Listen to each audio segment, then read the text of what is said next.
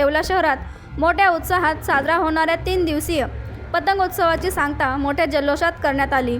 संपूर्ण शहरातील आकाश हे रंगीबेरंगी पतंगांनी भरून गेले होते। पतंग उत्सवाच्या सांगता खरेदीने सायंकाळी शहरात फटाक्यांची भव्य आतिषबाजी करण्यात आली। त्याचबरोबर डीजेच्या तालावर तरुणाईसह नागरिकांनी ठेका धरत नाचत पतंगोत्सवाचा आनंद साजरा केला। संपूर्ण शहरात उत्सवाचे वातावरण निर्माण झाले होते। या अनोख्या पतंगोत्सवामुळे येवला शहराची ओळख संपूर्ण महाराष्ट्रात वेगळ्या पद्धतीने निर्माण झाली आहे। जय श्रीराम। येवल्यामध्ये मकर संक्रांत हा सण मोठ्या प्रमाणात साजरा होतो। 3 दिवसांची मकर संक्रांतीची सुरुवात होती भोगीच्या दिवशीपासून आणि करीच्या दिवशी याची सांगता होती।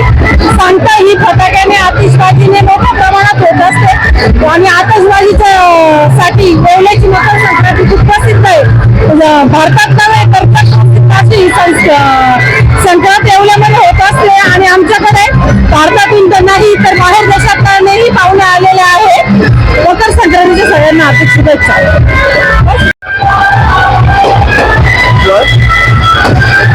नमस्कार, माझं नाव ऐश्वर्या मनोज परदेशी आहे। मी पुण्याची रहिवासी आहे। मी बरेच वर्षापासून लंडन इंग्लंडमध्ये राहते। मी दरवर्षी फक्त हा सण येवल्यात बघण्यासाठी लंडनवरनं भारतात येतो। हा 3 दिवसाचा सण खूपच छान, खूपच धमाकेदार येवल्यात असतो आणि हे कायम मी तिकडे लंडनला जाऊन सगळ्यांना ह्याबद्दल सांगत असते। धन्यवाद।